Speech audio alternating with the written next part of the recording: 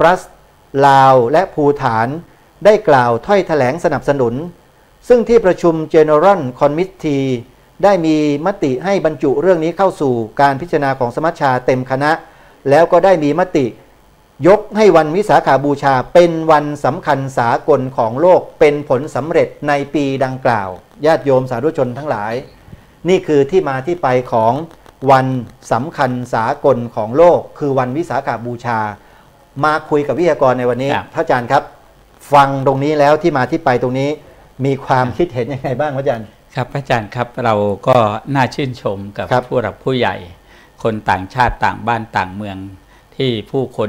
ท่านทั้งหลายเหล่านั้นก็ไม่ใช่เป็นชาวพุทธโดยตรงครับครับอาจารย์นะเขาก็เป็นนานาศาสนาครับนานาศาสนาแต่ได้พิจารณาด้วยความเป็นธรรมครับเห็นว่า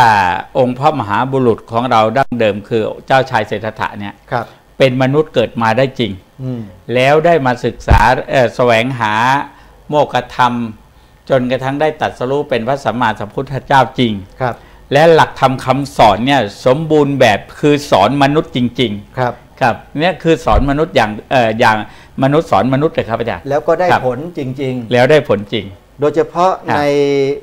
เงื่อนไขหรือเหตุผลที่เสนอต่อที่ประชุมเนี่ยมีอยู่2ข้อพระอาจารย์ฮะในที่ประชุมเขาเสนอไปเพราะมีเหตุผลว่าองค์สมเด็จพระสัมมาสัมพุทธเจ้าเนี่ยทรงสั่งสอนมวลมนุษย์ให้มีเมตตาธรรมและขันติธรรม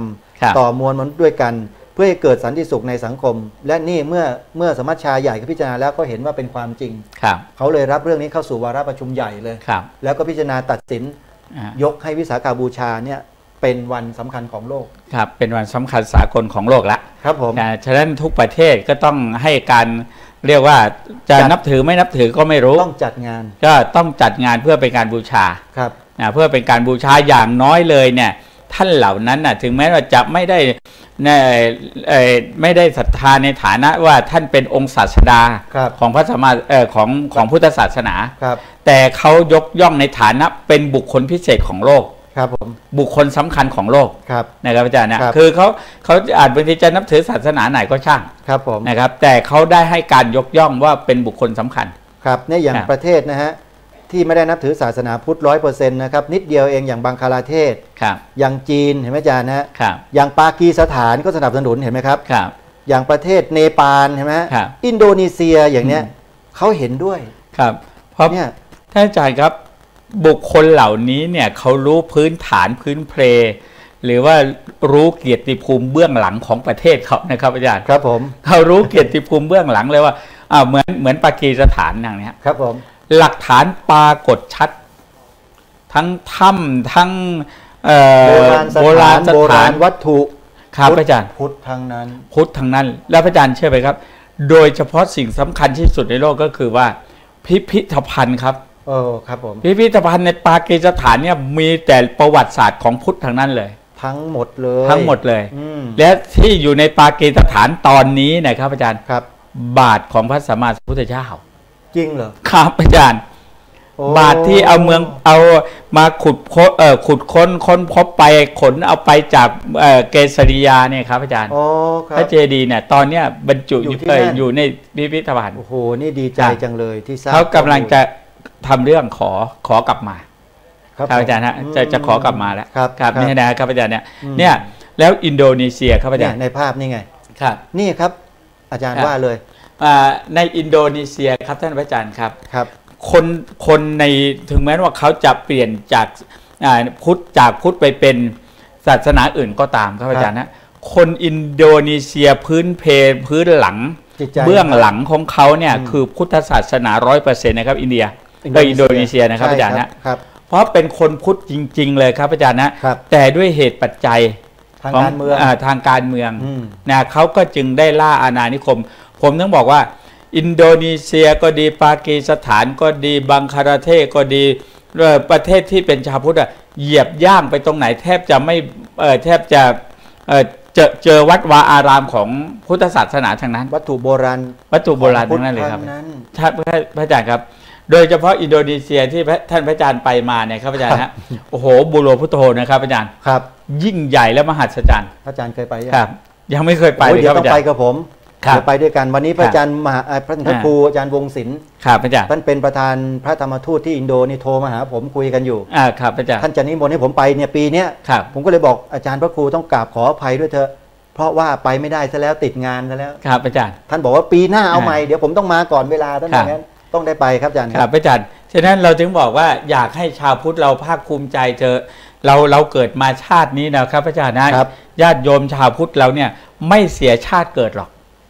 นะแล้วไม่เรียกว่าชาวพุทธแท้เนี่ยไม่เดินหลงทางชีวิตจิตวิญญาณแน่นอนแล้วพระอาจารย์ครับไม่หลงเดินทางชีวิตนี้จิตวิญญาณนี้ไม่หลงทางเลยครับอาจารย์มีจุดหมายเป้าหมายเพื่อความพ้นทุกข์จริงแน่นอนครับและดับทุกข์ได้จริงถึงมรรคผลนิพพานได้จริงพระอาจารย์ดูความน่ารักของชาวอินโดนีเซียครับถึงแม้เขาจะนับถือศาสนาอิสลามอาจารย์นะแต่มาร่วมงานของชาวพุทธแล้วยิ้มแย้มแจ่มใสมีความสุขกันทุกคนและที่สำคัญคือรัฐบาลอินโดนีเซียครับอาจารย์ฮะไม่ได้แบ่งแยกเลยครับอาจารย์ไม่มีความรังเกียจซึ่งกันและกันเลยครับผมเนี่ยเป็นพระเดินไปเนี่ยพี่น้องชาวมุสลิมของอินโดนีเซียขอผมถ่ายรูปอาจารย์เชื่อไหมตั้งแต่สนามบินมานะครับครับอาจารย์คือจริงๆแล้วอ่ะอาจารย์ครับคนที่เขาได้มาสัมผัสกับพี่น้องชาวพุทธเนี่ยไม่ว่าจะเป็นคนไทยหรือคนชาติไหนก็ตามที่เป็นชาวพุทธนะครับอาจารย์นะครับเพราะการได้อบรมบ่มใจด้วยศีลด้วยธรรมเนี่ยด้วยหลักธรรมคำสอนนะครับอาจารย์นะกายทำให้เป็นคนใจดีเป็นคนมีเมตตาเป็นคนเสียสละเป็นคนเอื้อเฟื้ออนุเคราะห์สงเคราะห์เนี่ยจะเป็นด้วยหลักธรรมหรือวัตถุก็ตามใครก็แล้วแต่เมื่อมาสัมผัสกับชาวพุทธแล้วก็เขาจะมีความรู้สึกเกิดความสบายใจเกิดความไว้วางใจจึงเป็นมิตรที่ดีตลอดใช่ครับอาจารย์ยกเว้นแต่บุคคลที่บิดเบือนหลักศาสนาใช่ครับอาจารย์พวกนี้ถือว่าเป็นผู้ทำลายศาสนาของเขาเองนะครับอาจารย์แล้วพี่น้องศาสนาอิสลามที่ดีๆเนี่ยที่เขาอยู่กับเราด้วยความรักเป็นพี่เป็นน้องกันมาเขาก็ไม่พอใจนะอาจารย์ครับอาจารย์ที่เราพูดเนี่ยเราพูดถึงคนที่ไปบิดเบือนหลักคำสอนแล้วก็ไปทำลายชีวิตผู้อื่นอย่างที่เป็นมาเนี่ยแต่เราจะไม่พูดลึกลงไปนะแต่พี่น้องอิสลามจำนวนมากเลยพระอาจารย์นะดีครับผมยืนยันว่าดีฮะพระอาจารย์ครับทุกคนน่ะอยากเป็นคนดีหมดเลยครับแล้วทุกคนก็กลัวเจ็บกลัวตายเหมือนกันครับไม่มีใครอยากตายหรอกครับอาจารย์แต่ว่าด้วยเหตุที่ว่าไม่มีใครอยากตายคืออยากเป็นคนดีนี่แหละนะอยากเป็นคนดีอยากเสียสละอยากเกื้อกูลอยากอยู่เย็นเป็นสุขอยู่อย่างสงบอย่างเนี้ยทุกคนเป็นอย่างนี้ทุกศาสนาก็เป็นอย่างนี้แต่มันมีบุคคลส่วนน้อยเท่านั้นเองในเชิงอุดมการณ์เนี่ยฉันต้องใหญ่ฉันต้องเป็นฉันต้องมีครับผมนะครับเนี่ยฉันต้องเป็นของฉันไงนะครับอาจารย์นะจะอุปโลกขึ้นด้วยเหตุผลกลใดก็ตามนะพยายามอยากจะสร้างอำนาจสร้างความเป็นใหญ่อยากยึดครองบ้านครองเมืองครองหมู่ครองอะไรครองอยากยึดครองอำเภอครองจังหวัดครองโรงพยาบาลครองโรงเรียนครับเนี่ยมันอยากยึดครองหมู่บ้านไปอย่างนี้ครับอาจารย์นะคือมันก็อยากยึดไปเลยจึงเกิดการปลุกระดมปลุกระดมผู้คนทั้งหลายกลุ่มคนกลุ่มวัยรุ่นหนุ่มสาวก็หลงผิดเข้าใจผิดแล้วเกิดมีความเชื่อในสิ่งเหล่านั้นก็เลยกลายเป็นพวกไปโดยที่ไม่รู้ตัวครับอาจารย์เพราะเชื่อวาทกรรมที่เขาสร้างใช่ครับแล้วเสร็จแล้วก็แบ่งกันแตกแยกกันนี่คือสังคมทุกๆสังคมจะมีคนประเภทนี้อยู่ครับเพราะนั้นวิธีการแก้ปัญหาคือว่าทุกคนจะต้องทำความเข้าใจเรื่องของชีวิตให้มันถูกต้องครับอาจารย์ก็มีอยู่ในหลักธรรมนั่นแหละของศาสนาต่างๆนั่นแหละที่สอนให้เรารักกันมนุษย์เรารักกันไม่เบียดเบียนกันนั่นแหละและโดยเฉพาะเด่นที่สุดคือศาสนาพุทธมีทุกศาสนาทำไมถึงบอกว่าเด่นครับทีนี้จะมาคุยในแนวนี้อาจารย์ครับว่าขนาดองค์การสหประชาชาติเนี่ยเป็นที่รวมของสมาชิกที่มาจากทั่วโลกใช่ไหมครับแล้วก็นับถือศาสนาต่างๆลัทธิต่างๆมากมายแต่พอชาวพุทธของศรีลังกาและของไทยก็ดีนะครับหลายๆประเทศเนี่ยเสนอเหตุผลให้กับองค์การสหประชาชาติซึ่งเป็นที่รวมลงของบุคคลหลายๆประเภทหลายเชื้อชาติศาสนานะให้ยกวันวิสาขบูชาซึ่งเป็นของศาสนาพุทธเนี่ยให้เป็นวันสำคัญสากลของโลกครับอาจารย์ทำไมเขาจึงยกครับอาจารย์แต่มามองดูประเทศไทยผมจะเปรียบเทียบนะฮะประเทศไทยไม่ได้มีคนอยู่หลายเชื้อชาติหลายเผ่าพันธุ์เหมือนอย่างองค์การสหประชาชาติสักหน่อยครับอาจารย์และส่วนใหญ่คนในประเทศนี้ก็นับถือพุทธเกือบ90%กว่าครับอาจารย์ถูกไหมครับแต่เมื่อเราเสนอต่อผู้มีอำนาจให้ยกพระพุทธศาสนาให้เป็นศาสนาประจำชาติไทยเนี่ยทำไมจึงมีคนมาออกมาคัดค้าน ครับอาจารย์นะฮะต่อต้านนี่แหละครับพระอาจารย์ครับมันน่าคิดไหมพระอาจารย์ครับพระอาจารย์ยกตัวอย่างขององค์กรสหประชาชาติเนี่ยท่านเป็นผู้มีสติปัญญาพระอาจารย์ครับพอชาวพุทธกลุ่มชาวพุทธเสนอไปเนี่ยพระอาจารย์ท่านเหล่านี้ไม่ได้อยู่เฉยนะครับพระอาจารย์ท่านเหล่านี้ต้องศึกษาว่าพระสัมมาสัมพุทธเจ้าเป็นใครลูกเต้าเราใครพื้นเพอยู่ที่ไหนก็ต้องไปศึกษาตามที่เขาเสนอมาใช้เวลาเป็นปีนะพระอาจารย์ครับพระอาจารย์เสนอกันต้นปีนะมาพิจารณากันปลายปีนู่นนะครับพระอาจารย์นะฮะเนี่ยเขาจึงไปศึกษาแต่ละคนไปศึกษามาว่าคุณจะเสนอนักวิทยาศาสตร์คนไหนเป็นคนสำคัญของโลกใช่ไหมถ้าคุณจะเสนอวันสำคัญมันยิ่งใหญ่เหลือเกินถ้าประกาศว่าเป็นวันสำคัญสากลของโลกเนี่ยวันวิสาขบูชาเนี่ยคนเนี่ยเป็นเหตุผลมาอย่างไรเขาก็ต้องไปศึกษาเขาก็ต้องตั้งคณะกรรมการไปสืบค้นดูประวัติสืบค้นดูว่าเป็นจริงไหมเป็นไปอย่างนั้นหรือไม่ปรากฏว่าจริงเป็นความจริงบ้านช่องเรือนชานชาติตระกูลโคตรมีหมดเลยบ่งบอกไปหมดเลยหลักฐานทั้งภาษาบาลีทั้งภาษายินดีภาษาดั้งเดิมสันสกฤตภาษายินดีแล้วต่อมาภาษาอังกฤษครับผมก็เขียนไว้หมดแล้วอาจารย์นะสมบูรณ์แบบอาจารย์ครับเนี่ยหมายถึงว่าคือสิ่งที่ชาวโลกและองค์การสหประชาชาติชื่นชมยินดีเนี่ยเขาไปศึกษาครับแต่ที่พระอาจารย์พูดถึงเรื่องทิ้งประเด็นไว้ประเด็นหนึ่งก็คือว่าประเทศไทยว่าประเทศไทยของเราทำไมชาวพุทธเราพยายามจะเสนอให้จัดงานให้มีความรณรงค์ให้คนไทยเป็นคนดีมีศีลธรรมเนี่ยทำไมท่านจึงไม่นำพาเหล่านี้แล้วคนส่วนตรงเนี้ยแล้วคนส่วนใหญ่ที่เราเสนอไปนั่นก็คือสภาร่างรัฐธรรมนูญเนี่ยเป็นพุทธเกือบทั้งสภาครับอาจารย์แต่ทำไมเขาคิดไม่เป็นคิดไม่ออกครับอาจารย์แต่คนต่างชาติต่างศาสนาในสหประชาชาติเขาคิดแล้วเขาออกทันทีแล้วเขายกเลยแต่เมืองไทยนี่คัดค้านต่อต้านอภิปรายกันในสสรบอกว่าอุ้ยไม่ได้หรอกเดี๋ยวเลือดจะนองท้องช้างพระพุทธเจ้าไม่ได้เป็นคนไทยซะหน่อยเป็นคนอินเดียอะไรต่างๆนานาเอาเหตุผลที่ไม่ใช่เหตุผลนั่นแหละครับอาจารย์เอามาต่อต้านคัดค้านเพราะสิ่งเหล่านี้แล้วคำหนึ่งที่เขาต่อต้านมาโดยตลอดคือจะทำให้เกิดความแตกแยกใช่ครับอาจารย์ผมก็งงคิดกันมาตั้งแต่คิดร่างรัฐธรรมนูญและคำนี้นั่นแหละตั้งแต่ได้รับสิทธิเสรีภาพได้รับมาว่าจะให้ประเทศไทยเป็นประชาธิปไตยแล้วแล้วก็องค์คณะการร่างรัฐธรรมนูญก็เขียนและตัดตอนตรงนี้ไว้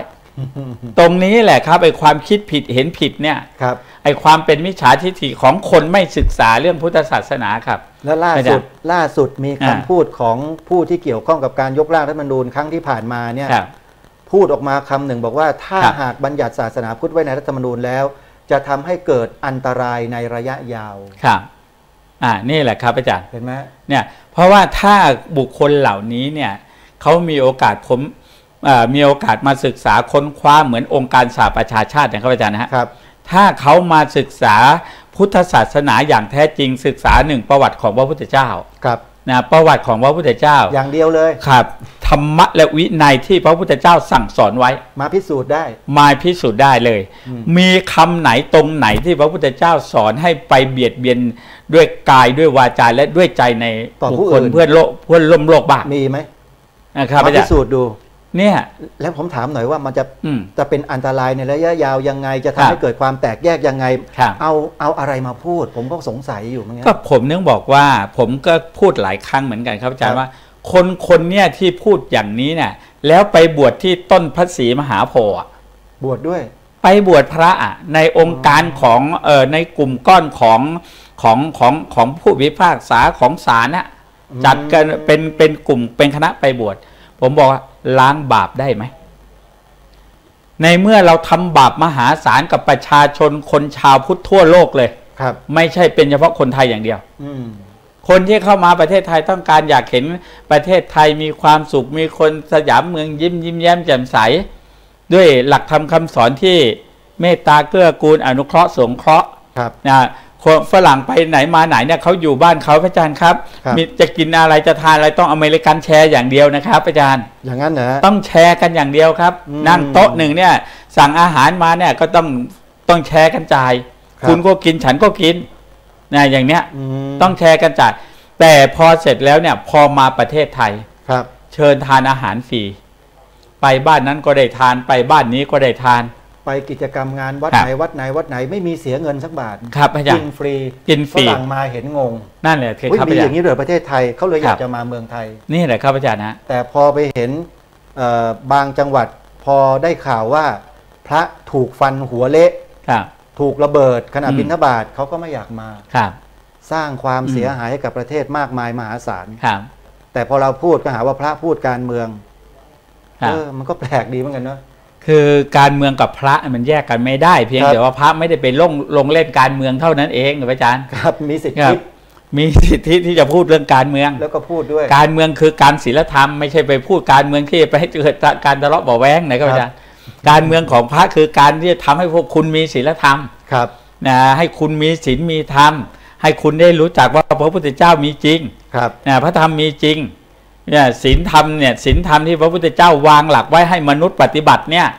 มันปฏิบัติได้จริงก็ผมถึงบอกว่าเขียนรัฐธรรมนูญให้เขียนมาอีกไม่ใช่ว่า100 ฉบับหรอกให้เขียนอีก500 ฉบับอาจารย์ครับก็เอาคนดีไม่ได้เพราะไม่เขียนอีก500 ฉบับครับให้เอาอรหันต์ในการเขียนที่เขายกตัวอย่างนะไม่ใช่เอาคำสูงมาลงมาต่ำนะอาจารย์นะครับผมเขาเรียกว่าอะไรนะเป็นเกี่ยวกับเรื่องอรหันต์ในการเขียนรัฐธรรมนูญเนี่ยนะครับอาจารย์นะแต่จริงๆแล้วมันไม่ใช่ถ้าพระอรหันต์มาเขียนหรือว่าอรหันต์เขียนเนี่ยอาจารย์นะเขาจะต้องหลอมใจคนทั่วทั้งโลกให้เป็นหนึ่งเดียวกันไม่ใช่เอาแค่เอาสีแดงสีเขียวสีเหลืองมาให้เป็นหนึ่งเดียวกันนะครับมันต้องหลอมใจคนทั้งโลกได้ครับอาจารย์หลักธรรมหลักธรรมคำสอนของรัฐธรรมนูญของโลกเนี่ยถ้าเป็นรัฐธรรมนูญของโลกคือพุทธศาสนาศีล 5เนี่ยมันหลอมคนทั้งโลกได้เป็นหนึ่งเดียวนะครับผมไม่ใช่ฉันถูกบังคับเหมือนพี่น้องศาสนาอื่นนะเขาสามารถรักษาองค์กรเขาเป็นหนึ่งเดียวได้ครับเพราะอะไรต้องทำอย่างเดียวกันต้องทำอย่างเดียวกันต้องคิดต้องพูดต้องทำอย่างเดียวกันต้องทำอย่างเดียวกันไม่ทำผิดไม่ทำผิดถ้าไม่ทำอย่างเดียวกันถูกทำโทษเขาบังคับเลยถูกบังคับเลยครับต้องทำอย่างเดียวต้องพูดครับต้องคิดแบบนี้ถ้าผู้ใหญ่พูดมาคำเดียวองค์กรพูดออกมาคำเดียวทุกคนต้องทำตามหมดทุกอย่างและทั่วโลกครับอาจารย์นะแต่พุทธศาสนาเนี่ยของเรามันดีงามครบถ้วนองค์การสหประชาชาติจึงกล้าประกาศและยอมรับได้เลยว่าพุทธศาสนาวันวิสาขบูชาเป็นวันสำคัญสากลของโลกเนี่ยนะอาจารย์นะครับให้มนุษย์หน้าไหนในโลกนักวิทยาศาสตร์หน้าไหนในโลกมาวิเคราะห์ในคำสอนพุทธศาสนาที่คำไหนบ้างที่ไม่ควรยกย่องเลยมีไหมครับผมเอายกมาเลยพระไตรปิฎกมาวางเลยครับอาจารย์นะนักวิทยาศาสตร์คนไหนเลยมาพูดดูสิว่าคุณลองมาวิจารณ์ดูสิให้คุณหลับตาวิจารณ์ลืมตาวิจารณ์นั่งสมาธิเข้าฌานวิจารณ์ก็ได้ครับว่ามีคำสอนไหนที่ขัดต่อชาวโลกบ้างขัดต่อความดีงามขัดต่อความพ้นทุกข์ของประชาชนบ้างเอาสิครับผมไม่มีเลยครับอาจารย์ทั้งพระไตรปิฎก84,000 พระธรรมขันธ์ครับผมครับแล้วไม่เคยสอนว่าท่านจะต้องมาศรัทธาในพระพุทธเจ้านะในพระธรรมนะไม่ใช่ครับพระพุทธองค์บอกว่าตถาคตเป็นแต่เพียงผู้ชี้ทางแต่การเดินทางเป็นเรื่องของพวกเธอเนี่ยฉะนั้นเราจะไม่ภาคภูมิใจได้ยังไงครับอาจารย์ว่าเนี่ยคือเราเป็นชาวพุทธเราเกิดมาเป็นมนุษย์เนี่ยเราเดินทางไม่หลงไม่ผิดทางแล้วแต่ถ้าจะผิดทางต่อเมื่อท่านไม่นำพาไปปฏิบัติครับไม่นำพาไปปฏิบัติไม่เจริญวิปัสสนาเนี่ยไม่ศึกษาพระธรรมคำสอนธรรมวินัยครับนี่แหละที่ท่านว่ายังแคลงใจหรือว่ายังสงสัยอยู่เนี่ยนะถ้าหลักธรรมคำสอนในทางพุทธศาสนาเนี่ยพระอาจารย์เมื่อวานเนี่ยพระอาจารย์ครับยังพูดออกวิทยุอยู่นะฮะยังออกวิทยุอยู่บอกว่าตราบใดถ้าเราเอาหลักธรรมคำสอนในพุทธศาสนาเนี่ยเอาเข้าไปสู่องค์กรต่างๆได้เนี่ยประเทศสงบร่มเย็นแน่นอน100% พระอาจารย์ไปให้รัฐมนตรีดูสิเอาทำให้รัฐมนตรีเป็นคนดีก่อนทำให้รัฐมนตรีเป็นคนดีต่อมาก็ องค์กรข้าราชการต่างๆเป็นคนดีให้ได้ผู้นำส่วนราชการครับผู้นำส่วนราชการผู้ใต้บังคับบัญชาของหน่วยงานราชการทั้งหมดครับอาจารย์ให้ทำดีครับให้ทำความดียังไงคือทำให้เขามีศีลธรรมให้ได้ศีลธรรมครับเท่านี้แหละอาจารย์ครับประเทศทั้งประเทศดีหมดเลยครับอาจารย์แล้วไม่ต้องไปตามปราบทุจริตเลยไม่ต้องเลยครับอาจารย์เขามีศีลเราก็เชื่อใจได้เลยว่าในเมื่อคนดีมีศีลธรรมแล้วเนี่ยเขาจะตรวจสอบกันเองครับผมใช่องค์กรเขาตรวจสอบกันเองครับไม่ต้องมีปปปปปงปปอะไรก็ไปตามไล่จับไล่ปราบกันแล้วครับอาจารย์นะเพราะอะไรในเมื่อผู้นำผิดศีลองค์ผู้ใต้บังคับบัญชาก็ต้องทักท้วงแล้วครับไม่ถูกแล้วคุณช่อราดนะคุณคดโกงนะครับเนี่ยเงินนี่ไปไหนจัดการกันภายในองค์กรสำเร็จครับอาจารย์ไม่ต้องออกมาแฉให้พวกผู้สื่อข่าวโจมตีเจ้านายหรือผู้บังคับบัญชาตัวเองจนเสียหายครับอาจารย์บางทีอาจจะไม่ผิดก็ได้ครับอาจารย์ก็แก้ปัญหาภายในองค์กรนี่คือแนวพุทธไงครับก็นี่แหละแนวพุทธพระอาจารย์ครับพอเขาได้ตรวจสอบกันเองเขาได้ดูแลกันเองทำไมเขาจึงดูแลกันได้พระอาจารย์ครับทำไมฝ่ายค้านฝ่ายรัฐบาลดูแลกันได้ถ้าเป็นอย่างนี้นะครับอาจารย์นะฝ่ายค้านฝ่ายรัฐบาลดูแลกันได้เพราะอะไรเพราะมันมีศีลและสามัญญาตาครับมีทิฏฐิสามัญญาตามันไม่ใช่มันโต้แย้งออกนอกลู่นอกทางนอกศีลนอกธรรมไม่ใช่ละคือมีศีลธรรมมันมีศีลธรรมว่าคุณต้องไปแนวทางเดียวกันทั้งฝ่ายค้านและรัฐบาลครับผมนะไม่ต้องไปเอากฎหมายอะไรมาบีบบังคับกันเลยครับศีลธรรมเขามีหลักเกณฑ์กฎเกณฑ์การทำความดีมันมีนะฉะนั้นพวกเราจึงบอกว่าประเทศไทยเนี่ยคือความโชคดีนะที่สถาบันพระมหากษัตริย์ไทยของทุกพระองค์เนี่ยอุตส่าห์รักษาเพชรเม็ดงามนี้ไว้เนี่ยแต่ต้องมาแตกมาล้าวมาเสียหายตรงที่ลูกหลานไม่นำพารัฐบาลได้อำนาจไปไม่ส่งเสริมครับผมไม่สนับสนุนเนี่ยตรงนี้ครับอาจารย์ฮะเนี่ยฉะนั้นสิ่งเหล่านี้แหละมันเพราะว่าพระสงฆ์ก็ดีพระพุทธศาสนาก็ดีครับอาจารย์ครับไม่สามารถอยู่ได้ด้วยตัวตนเองอย่างที่เราเคยพูดครับผมนะด้วยตัวตนเองนะพระสงฆ์เนี่ยถ้าชาวบ้านไม่ใส่บาตรก็อยู่ไม่ได้ครับชาวบ้านไม่ทอดกฐินไม่ทอดพระป่าไม่บริจาคเงินสร้างวัดสร้างอารามค่าน้ำค่าไฟอยู่ไม่ได้ครับผมนะพระสงฆ์เนี่ยพระสงฆ์เนี่ยเป็นบุคลากรในทางศาสนาเนี่ยเพื่อทำหน้าที่ในการประกาศธรรมสอนธรรมเพื่อตอบแทนบุญคุณของโยมเขานะที่โยมเขาใส่บาตรใส่อาหารใส่บริจาคค่าน้ำค่าไฟให้เนี่ยแต่พระสงฆ์มีหน้าที่ตอบแทนบุญคุณของโยมก็คือเรื่องของการสอนให้เขามีธรรมะให้เขามีศีลธรรมให้เขาดำรงชีวิตอยู่ได้อย่างปกติสุขโดยการให้ธรรมะกับโยมนั่นเองครับอาจารย์ซึ่งโยมไม่มีเวลาที่จะมานั่งศึกษาเล่าเรียนอย่างพระไม่มีแล้วแต่พระศึกษาเล่าเรียนจนเกิดความเข้าใจความรู้แล้วก็นำไปถ่ายทอดให้กับญาติโยมเป็นสิ่งที่ตอบแทนที่องค์สมเด็จพระสัมมาสัมพุทธเจ้าทรงมีพระบรมพุทธานุญาตเอาไว้อย่างนั้นนะครับเอาละครับพระอาจารย์ครับเมื่อกี้นี้เราภูมิใจในระดับโลกไปแล้วใช่ไหมครับอาจารย์องค์การสหประชาชาติประกาศให้วันวิสาขบูชาเป็นวันสำคัญสากลไปแล้วทีนี้กลับมาที่ประเทศไทยของเราครับหลังจากมีการประชุมวิสาขบูชาโลกมาโดยตลอดทุกปีจนกระทั่งถึงปีนี้พระอาจารย์ครับรายละเอียดข้อมูลอยู่ในนี้ปี 2148 เกิดอะไรขึ้นญาติโยมสาธุชนชาวพุทธในเมืองไทยฟังให้ดีนะฮะที่ศูนย์ประชุมองค์การสหประชาชาติณถนนราชดำเนินนอกกรุงเทพมหานคร19 พฤษภาคม 2548 เวลา 9 นาฬิกาพระสงฆ์และผู้แทนชาวพุทธนานาชาติจาก 42 ประเทศจำนวน 1,600 รูปคนเข้าร่วมการประชุมชาวพุทธนานาชาติเนื่องในวันวิสาขบูชาโลกประจำปี 2548 โดยมีนายจุดๆไม่เอ่ยชื่อนะครับอย่าไปเอ่ยชื่อท่านเลยรองนายกรัฐมนตรีเป็นตัวแทนของนายกรัฐมนตรีเปิดการประชุมทั้งนี้รองนายกรัฐมนตรีได้อ่านสารจากนายกรัฐมนตรีที่สนับสนุนให้มีการจัดประชุมชาวพุทธในประเทศไทยโดยมุ่งเน้นให้ประชาชนได้เห็นความสำคัญในหลักธรรมแห่งพระพุทธศาสนาเพื่อเป็นองค์ความรู้นำหลักธรรมมาใช้ในชีวิตประจำวันนายคิมฮักซูรองเลขาธิการแห่งสหประชาชาติและเลขาธิการผู้บริหารยูเนสแคปได้อ่านสารจากนายโคฟี่อนันต์เลขาธิการองค์การสหประชาชาติเนื่องในวันวิสาขบูชาว่าสงครามโลกครั้งที่2ได้สิ้นสุดไปกว่า60 ปีแล้ว แต่ปัญหาความยากจนความยากความอดอยากยังคงมีอยู่ซึ่งการจัดงานวิสาขบูชามีวัตถุประสงค์ใกล้เคียงกับองค์การสหประชาชาติคือการเสริมสร้างความเข้าใจในระหว่างบุคคลการแสวงหาการเป็นเอกภาพและการส่งเสริมสันติสุขซึ่งหวังว่าการจัดงานดังกล่าวจะเป็นการร่วมกันแสวงหาและสรรสร้างวิธีการกำจัดปัญหาความยากจนความปลอดภัย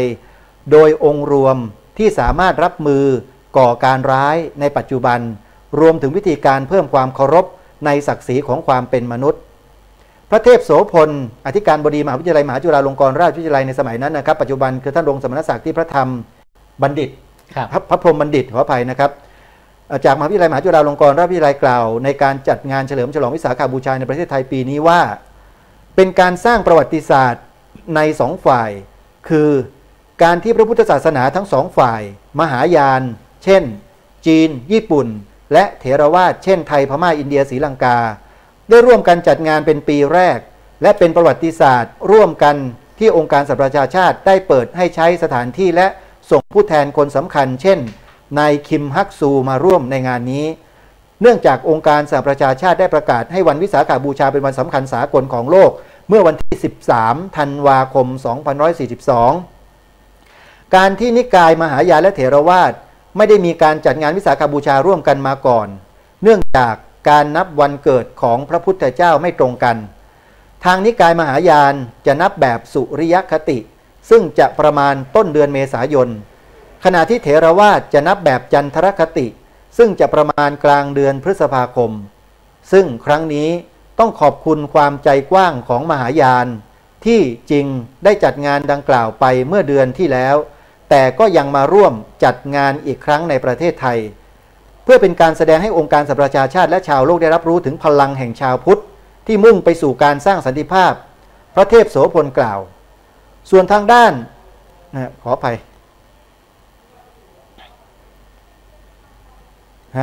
ส่วนทางด้านนะครับพระซินติ้งจากสำนักโฝกวงซันได้กล่าวว่าประเทศไทยมีความเหมาะสมที่จะเป็นศูนย์กลางพระพุทธศาสนาของโลกครับเห็นไหมฮะไม่ใช่เราเสนอเองนะครับทั้งมหายานและเถรวาทโดยใช้พุทธมณฑลเป็นศูนย์กลางประชุมในขณะที่ประเทศจีนควรเป็นศูนย์กลางของพุทธฝ่ายมหายานอย่างไรก็ตามในการประชุมวันพรุ่งนี้จะมีการลงมติผลักดันให้ประเทศไทยเป็นศูนย์กลางพระพุทธศาสนาของโลกในการประชุมชาวพุทธได้มีการสรุปสุนทรพจน์ของผู้นำชาวพุทธอาทิพระยานิสะอธิการบดีมหาวิทยาลัยสงฆ์ประเทศพม่าเรื่องจากองค์การสหประชาชาติมีความเห็นว่าพระพุทธเจ้ามิได้เป็นบุคคลสำคัญของชาวเอเชียเท่านั้นแต่ยังเป็นบุคคลสำคัญของโลกเป็นผู้แทนแห่งสันติภาพของโลกเป็นเพราะศาสนาพุทธเน้นในเรื่องของความเมตตาและความรักในขณะที่พระธีรธรรมรัตนะจากประเทศศรีลังกากล่าวว่าการจัดงานร่วมกันของชาวพุทธทั่วโลกจะเป็นการขจัดความขัดแย้งและนำสันติภาพมาสู่โลกเพราะจะเป็นการลดความไม่เข้าใจระหว่างกันได้นอกจากนี้พระจู่เฉิงเลขาธิการพุทธสมาคมจากสาธารณรัฐประชาชนจีน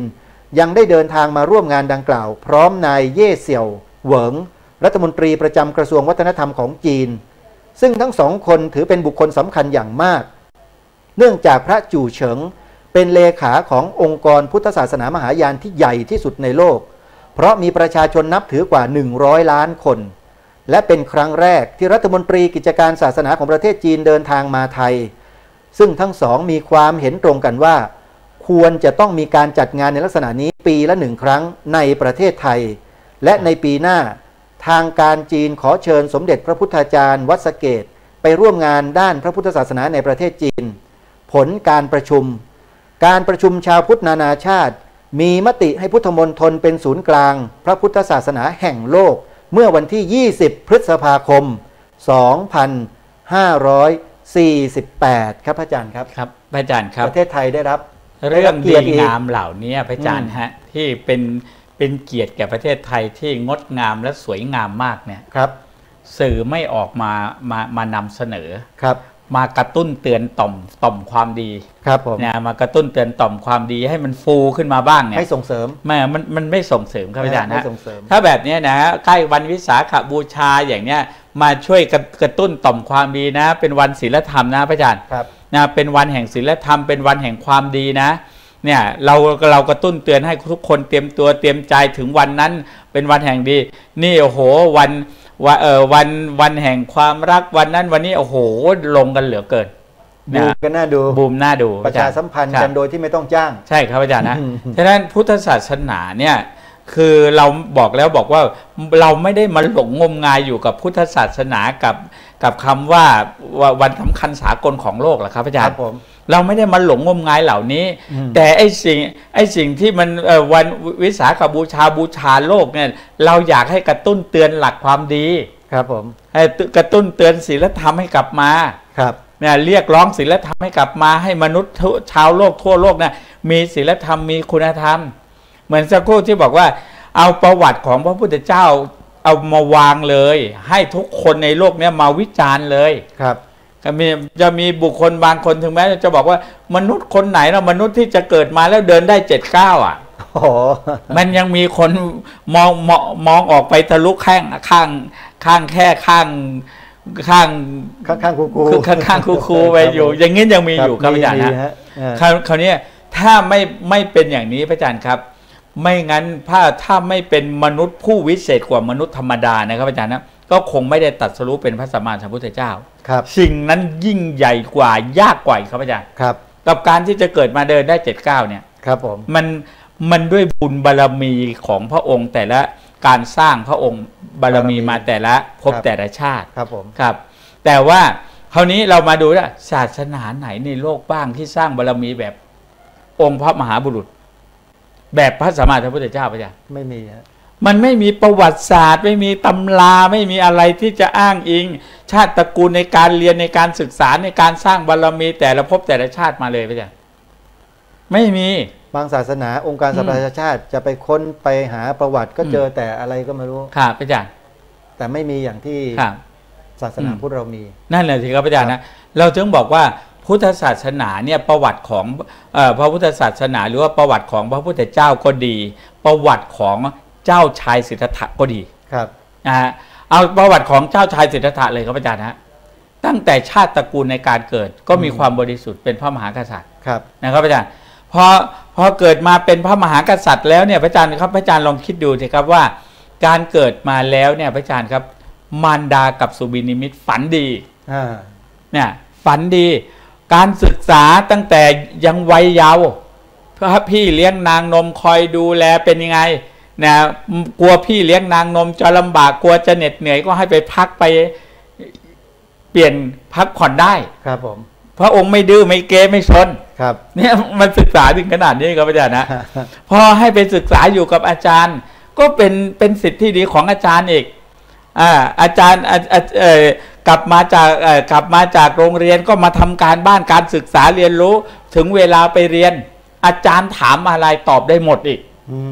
ครับเนี่ยคือชีวิตเบื้องต้นท่ามกลางและที่สุดเป็นไงเห็นเขาเบียดเบียนสัตว์ยิงนกยิงหงส์ตกลงมาพระองค์ก็ทรงเมตตาตั้งแต่วัยเยาว์ไม่ได้ว่าแหมเห็นปูเห็นปลาเห็นนกแล้วอยากจะฆ่ามันไม่ใช่ครับนะอยากจะมาเชือดมาเฉือนมันก็ไม่ใช่ครับอาจารย์กลับมีเมตตาว่าจนกระทั่งถึงกับการมีเรื่องขึ้นลงขึ้นศาลกับบุคคลที่เขายิงนะยิงด้วยลูกดอกลูกศรเนี่ยคันธนูเนี่ยฆ่าจนยิงนกจนหงปีกทะลุปีกนะลูกศรทะลุปีกก็ปรากฏว่าพอถึงเสร็จแล้วผู้พิพากษาก็บอกว่าผู้ใดเป็นผู้ทำลายชีวิตผู้นั้นไม่ควรเป็นเจ้าของผู้ใดเป็นผู้ให้ชีวิตผู้นั้นควรเป็นเจ้าของยุติธรรมเจ้าชายสิทธัตถะก็เลยชนะค่ะสมเด็จพระเทพรัตนราชสุดาสยามบรมราชกุมารีทรงเป็นประธานงานวันมูลนิธิสิรินธรประจำปี 2561ค่ำวันนี้สมเด็จพระเทพรัตนราชสุดาสยามบรมราชกุมารีเสด็จลงณลานหน้าตำหนักหอวังศักดิ์ปทุมเขตปทุมวันกรุงเทพมหานครทรงเป็นประธานงานวันมูลนิธิสิรินธรประจำปี 2561ซึ่งมูลนิธิ